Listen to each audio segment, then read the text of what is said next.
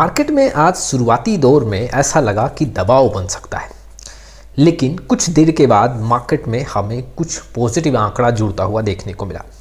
जैसे कि मैं अगर आपके सामने सेंसेक्स का आंकड़ा रखूं तो आप देख सकते हो यहाँ पे 12 बजे के करीब तक ऐसा देखने को मिला कि मार्केट काफ़ी स्लो है या यहाँ पे दबाव बन सकता है। लेकिन ठीक 12 बजे के बाद मार्केट में हमें यहाँ पे पॉजिटिव आंकड़े देखने को मिले, मार्केट यहाँ पे चढ़ता हुआ देखने को मिला। आखिर क्या कारण था, हम इस पे भी बात करेंगे। कैसे स्टॉक्स ने आज मार्केट को काफ़ी ज़्यादा हेल्प किया और कैसे स्टॉक्स में आज दबाव देखने को मिला।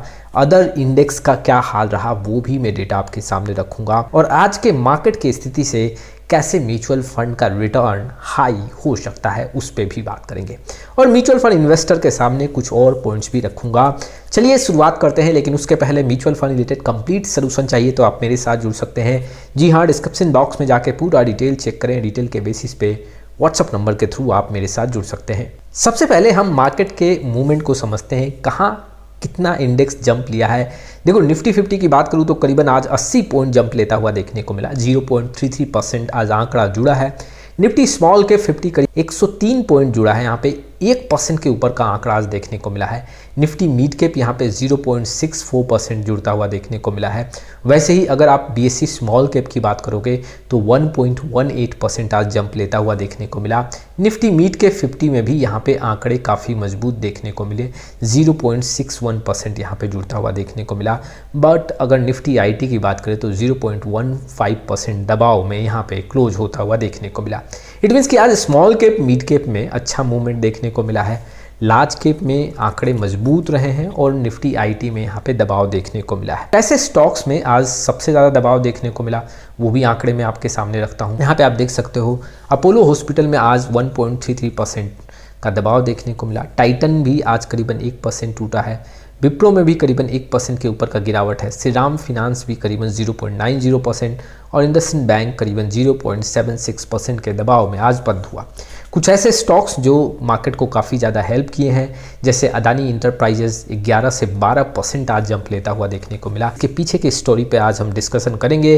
अदानी पोर्ट भी करीबन 6 से 7%। भारत इलेक्ट्रॉनिक की बात करूँ 3% ये जंप लेता हुआ देखने को मिला। ट्रेंड भी करीबन 2.64 और एनटीपीसी में 2% के ऊपर का यहाँ पे पॉजिटिव आंकड़ा देखने को मिला। शुरुआती दौर में मार्केट में दबाव था, 12 बजे के बाद मार्केट में यहाँ पे पॉजिटिव आंकड़े देखने को मिले। देखो इसके पीछे अगर रीजंस की बात करूँ तो अदानी ग्रुप ऑफ कंपनीज के साइड से एक स्टेटमेंट आया है। अदानी पे जो पहले रिश्वत का आरोप लगाया है वो कहीं भी मेंशन नहीं है और ये रिश्वत को लेके कहीं भी स्टेटमेंट गिवन नहीं है। इतना स्ट्रॉन्ग स्टेटमेंट अदानी के साइड से आया तो यहाँ पे अदानी के स्टॉक्स में खरीदारी बढ़ता हुआ देखने को मिला। लोगों ने खूब बढ़ चढ़ के यहाँ पे खरीदारी किया है। अदानी के साइड से ये साफ कहा गया है कि जो भी आरोप लगाए गए हैं उस आरोप में कहीं भी रिश्वत की बात नहीं है और इसके चलते यहाँ पे कई सारे स्टॉक्स में खरीदारी हुए। जैसे कि मैं आपके सामने आंकड़े रखता हूँ, आप यहाँ पे देख सकते हो जो स्टॉक्स का प्राइस जंप लिया है। एसीसी करीबन 4%, अदानी एनर्जी सोल्यूशन में करीबन 10% का जंप देखने को मिला है। वैसे ही अदानी इंटरप्राइजेज 11 से 12%, अदानी ग्रीन एनर्जी भी 10% जंप लिया है। अदानी पोर्ट करीबन 6% के आसपास, अदानी पावर 20% जंप लिया है। अदानी टोटल गैस भी 20% जंप लिया। अदानी बिल्मर में 8 से 9% और अंबुजा सीमेंट यहाँ 5% जंप लेता हुआ देखने को मिला। सबसे ज़्यादा जो यहाँ पे आंकड़ा जंप लिया है, जी हाँ, जो स्टॉक्स है वो अदानी पावर है, यहाँ पे अदानी टोटल गैस का आंकड़ा है और अदानी इंटरप्राइजेज, अदानी एनर्जी और अदानी ग्रीन एनर्जी ऐसे स्टॉक्स हैं जो सबसे ज़्यादा जंप लिए हैं। अब जब यहाँ से खरीदारी बढ़ा, ठीक 12 बजे के बाद मार्केट में हमें पॉजिटिव आंकड़े देखने को मिले और वहाँ से मार्केट चढ़ता गया और स्पेशली मिड कैप और स्मॉल कैप काफ़ी आज मजबूत देखने को मिले।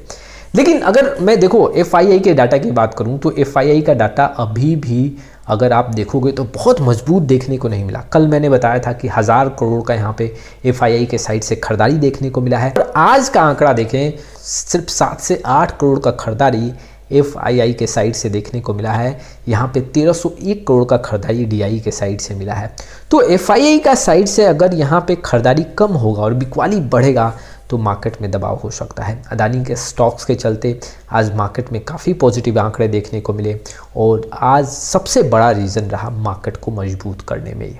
अब कैसे म्यूचुअल फंड का रिटर्न फिर से हाई हो सकता है? देखो, जब ऐसे स्टॉक्स में गिरावट हुआ था तो क्वांट म्यूचुअल फंड्स में काफ़ी ज़्यादा गिरावट देखने को मिला था, बिकॉज स्टॉक्स का एलोकेशन वहाँ पे काफ़ी ज़्यादा था अदानी के कंपनीज़ पे।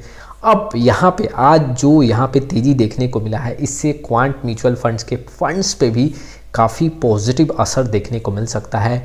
म्यूचुअल फंड में स्पेशली जैसे quant flexi cap, mid cap, large and mid cap, active fund, small cap fund, ऐसे फंड्स में जी हाँ इजाफा ज़्यादा देखने को मिल सकता है, क्योंकि वहाँ पे अदानी के स्टॉक्स में एलोकेशन ज़्यादा है। हालांकि अगर देखा जाए तो बहुत बड़ा असर नहीं पड़ेगा, बिकॉज गिरावट जो है वो कहीं 25%, 30% देखने को मिला है, लेकिन अभी 18% और 17% का जंप देखने को मिला है।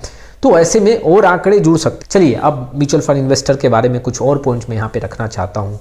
बहुत सारे एनएफओ आते हैं, बहुत सारे ऐसे नए नए फंड आपके सामने आएंगे, लेकिन क्या हर एक फंड आपके लिए ज़रूरी है? देखो मैंने कई बार देखा है कि इन्वेस्टर गलती क्या करते हैं, किसी फंड में अगर ऑलरेडी जुड़े हुए हैं, उन्होंने देखा कि अच्छा इसमें तो 20,000 का प्रॉफिट हो रहा है, नया फंड आया हुआ है, इस पैसे को यहाँ पे रिडीम करके और जो नया फंड आया हुआ है उसमें हम री इन्वेस्ट कर देते हैं।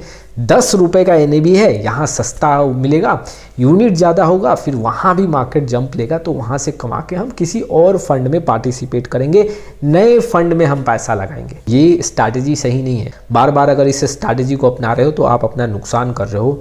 लंबे समय में आप ज़्यादा पैसा बनाओगे अगर इस स्ट्रैटेजी से। आप जितना आप प्रॉफिट कमा रहे हो, अगर आप 5 साल 10 साल का आंकड़ा देखोगे तो आपका प्रॉफिट उतना ही या उससे कम देखने को मिलेगा, ज़्यादा नहीं देखने को मिलेगा। आपको टैक्स भी ज़्यादा पे करना पड़ेगा, आप ज़्यादा टाइम भी दोगे, जी हाँ टाइम भी आपका ज़्यादा वेस्ट होगा, और इससे आपका बहुत बड़ा रिटर्न का फिगर नहीं होगा। तो ये गलती नहीं करना है। कोई भी NFO आ रहा है, कई ऐसे एजेंट भी गलती क्या करते हैं, अपने क्लाइंट को मोटिवेट करते हैं कि आप इस फंड में पार्टिसिपेट करो, अच्छा फंड है, पुराने फंड्स को रिडीम करवा के और उस फंड में पैसा डलवा देते हैं। जो स्पेशली कुछ अच्छा फंड चल रहा है, आपने सस्ता यूनिट लिया है, वहाँ से म्यूचुअल फंड रिडीम करके और नए NFO में पार्टिसिपेट करवा देते हैं।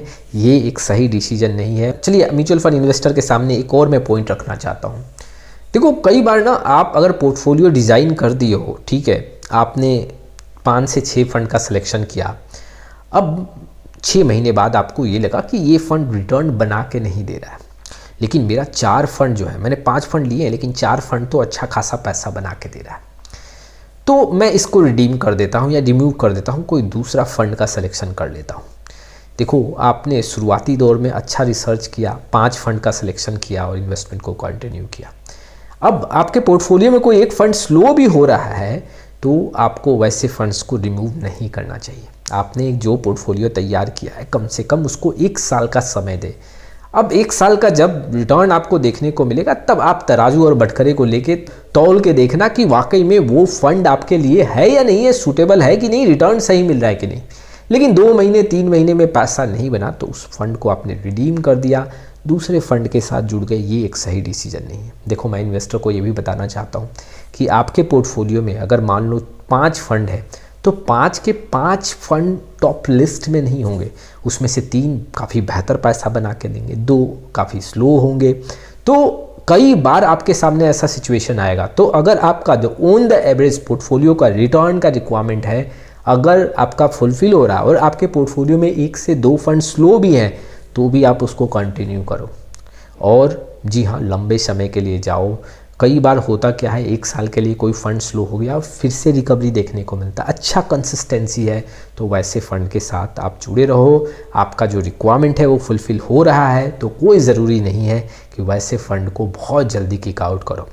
तो ये कुछ विश्लेषण थे, इन्वेस्टर के लिए काफ़ी इंपॉर्टेंट थे। आपका कुछ राय हो तो कमेंट बॉक्स में आ सकते हैं। फिर मिलेंगे एक नए वीडियो के साथ, तब तक के लिए जय हिंद जय भारत।